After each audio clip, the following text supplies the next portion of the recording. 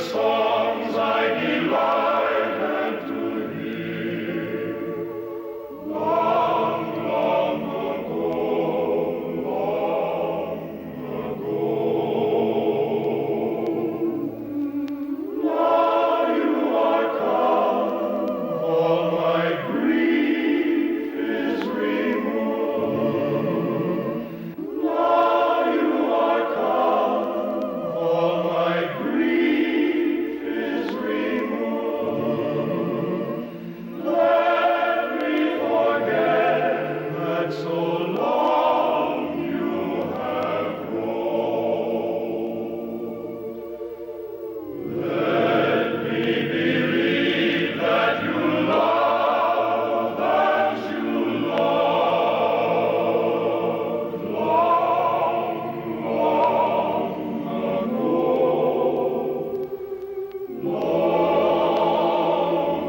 ago.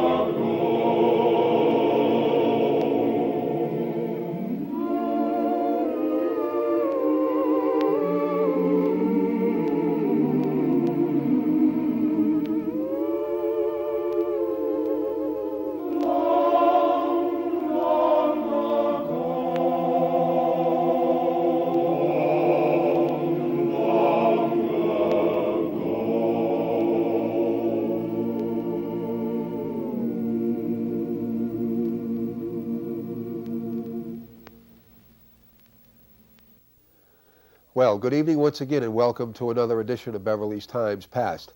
My name is Ed Josephs and our guests this evening are Mr. Harold Boothroyd, who is the curator of the Benjamin Conant collection over at the Wenham Historical Society Museum, and Mr. Richard Symmes, who is likewise the curator of the Lawrence Breed Walker collection of fine photographs, which is housed at the Beverly Historical Society. Fellas, welcome to Times Past again. We're working on the third part of a three-part series here on the history of the steam engine as it pertained to the greater Beverly area. And in our first two programs, we came up to about the year of 1935 or 6 or so, and we're going to pick right up there this evening. But before we do that, Harold, many of these pictures, these fine photographs that we've seen in past programs and we're going to see tonight, have come from your camera when you were but a lad back in 39 or so, in your high school years. Tell us, how did you become interested in taking all of these wonderful pictures that we see here? Well, I guess it all started with the fact that I had a simplified small Brownie camera, and when I saw what it could do, or what it couldn't do, and I got involved with developing the film and also making prints from the film, I said, I got to do better than that. So I managed to con my mother's folding 616 camera off of her, but it didn't have a very big lens, and so what was very clear in the middle could be foggy on the edges, in other words, not clear. And I says, well, I got to do better than that, so I got to get a better camera. So that's what started it all. I got my better camera probably in 38 or 39, and I started to work, and I was happy with the results. Yeah. We have a little clip here of our past program, and we see the camera. It was a bellows type camera? Yes, yes. That you were using. Well, tell me this, how did you manage to find the time to take all these pictures? Because we're just not talking about a few dozen here. This is quite a lot of pictures. Between homework and other interests, you just find your time to do it. You do what you want to do. You lived on Bertram Street. Right. So you could scoot right down the street. I knew when the trains went by, yeah, the end of the street. And catch a few down there. But Right. many of your photographs, though, appear at places like Beverly Depot. Well, I think that's where they stopped and posed for you, and I took advantage of that. Yeah. Did you get to know any of the fellows that worked on the? Oh, certainly, yeah. A few of the engineers and firemen, and also the conductors. A few of them were friendly towards characters like us that were hanging around.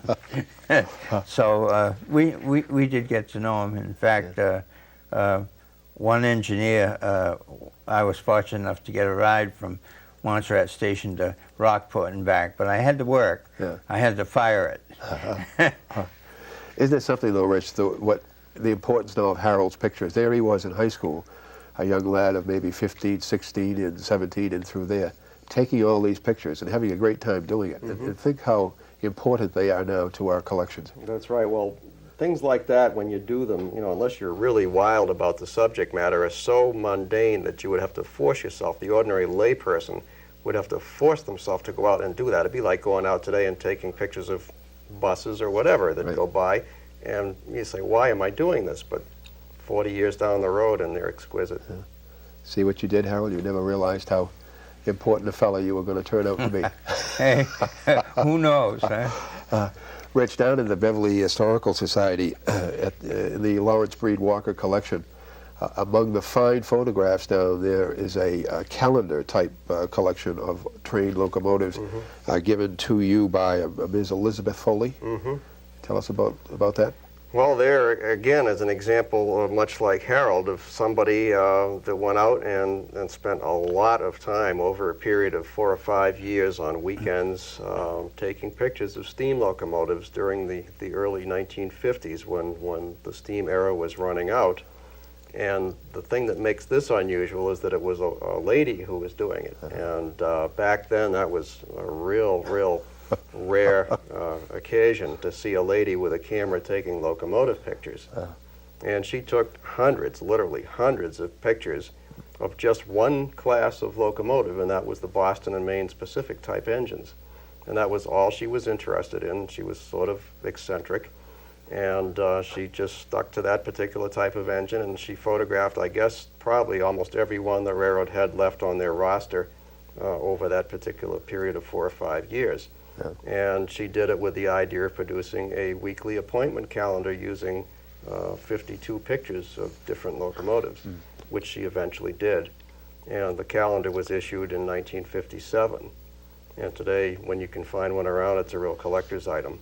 It was published by Hastings House.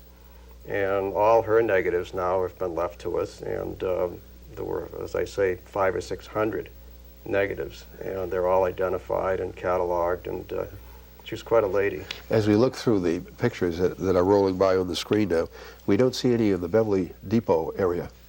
She, for some reason, didn't take pictures in Beverly. She took a lot in Manchester. She took a lot in Salem. She lived in Manchester. That's probably one reason she took many down there. She enjoyed taking them at Salem because, again, you had the big stone station at Salem as a backdrop, which kind of interested her. And there's an interesting aside there. She had hoped in the future to be able to have a steam locomotive displayed at the Salem station, and had that come to pass, what she envisioned was the actual enshrining of number 3674, which was her particular favorite out of all of them, and have it mounted underneath the Twin Towers, just the facade of the old Salem station. And she actually suggested that in several letters. She had dealt with the railroad as far as saving the 3674 and had been promised that she would have first refusal, and I understand that the price was about $5,000, which would have been her entire life savings at the time. But unfortunately, when the time came to scrap that locomotive, she had gotten married quite late in life and moved to Arizona. They couldn't find her, and the engine was indeed cut up in 1956. So was the station. Station was too, and so there went the great chance to have a B&M steam engine mounted underneath the big towers of the old Salem Depot. But again, it was thanks to your perseverance, though, that all of these fine pictures came into the Walker collection. Because well, yeah, we chased down a lot of these people. We'd find out about them, and we'd go after this sort of thing and say, what are you going to do with all this? And right. Quite often, they could be tempted to leave it to us. Right. And the nucleus of the collection itself, the pictures that came to you from Lawrence Breed Walker himself, there's quite a story in that, which we will not go into today. Right, it'd be too long to go into here. Again, thanks to your perseverance and hard work, the collection finally made its way over to the Beverly Historical Society, for which we are indebted to you. Oh, thank you. I might comment on the fact that she was early in what she did in specializing. Right now, all the doctors can't be doctors anymore. They've got to be specialists in certain. So she decided that Pacifics was her specialty in photographing. Well, you see, Harold, this also removes the label of eccentric from you, because you took a great variety of pictures. You weren't hung I up was on one. well-rounded. I still am. Okay, before we get into our pictures tonight, let's just, Dick and Harold, let's just talk about where were the stations here in Beverly, the depot stations. And we'll run a picture of them as you... Which way do we go? Doesn't matter. Start at Beverly, I guess. The Beverly station was on the Eastern Division, and that went through and picked up North Beverly. Okay. And then we had a branch called the Gloucester branch, and going down the Gloucester branch, we picked up Montserrat, then we picked up Pride's Crossing, and then we picked up Beverly Farms, and then we were out of Beverly. Okay. And the original depot, as we said earlier, was down on Congress Street. We have this picture that we're showing at this point, going way back into the last century, and since about 1890 someone. Yeah, 1896, the present station has been there, but there was an earlier one at the same location since about 1847. Right. So that the original first station at Congress Street was from about 1840 to 47. That's right. That's when they first come through, really. Right. And then it stayed there on the property, which the railroad continued to own, and was used as some kind of a maintenance away shed or whatever. Okay. Sounds good. Let's get right into our photographic collection here now. And we left off, I think, with item here 45. I see here. This is number 3688. Harold, you want to say a word about this engine? Yeah, this is one of their promotional locomotives where they painted it up and gave it a name. This was to be run on the line of the Minuteman, which was one of the big promotions that went along the Eastern Division here. And there was another sister locomotive, 3681, which was named William Dawes Jr. And but these were the only two of the Pacifics that were painted up for the Minuteman service. Dick, this is dated 1927, this picture. Yeah. That's when they inaugurated this particular special express service of the Minuteman, and the locomotives were painted in a very attractive blue and buff color scheme with a red stripe running the length of the locomotive on the running board, and that was supposedly to commemorate the colors of the colonial army. I see. And the name of this 3688 is, they call it the Paul Revere. And that was written right under the cab window. Next, we're going to see a photograph of the same engine, same numbered engine, and this is 12 years later. I have in your notes here, Rich. This, of course, happened to any of the locomotives that were picked out and specialized. Eventually, the times changed, and they went back to their more routine activities. And this shows the locomotive, which was at one time painted up as the Paul Revere and painted blue and buff. In 1939 at Beverly Depot, just back in commuter service again, painted grimy black. So the days of glory have faded. Yeah. Like the old plow horse back in harness again, huh? Yep. And I see HWB down here, Harold, so we know what that means. Yeah, that was a winter shot, and I think it had started to go, and that's why it wasn't quite crystal clear, but it's the only one I got, so. Okay. Now, you brought along this insert just prior to our taping tonight. Yeah. Do you want to say a word about this Boston and Maine flyer here? Well, I think this goes back to the previous one we showed, the Minuteman. Okay. Paul Revere, and it's the same locomotive drawn by an artist, 3688. And it says, Minuteman Service, Boston and Maine. And they had quite a few prestigious trains at that time. Yeah. And they tended to advertise on a timetable.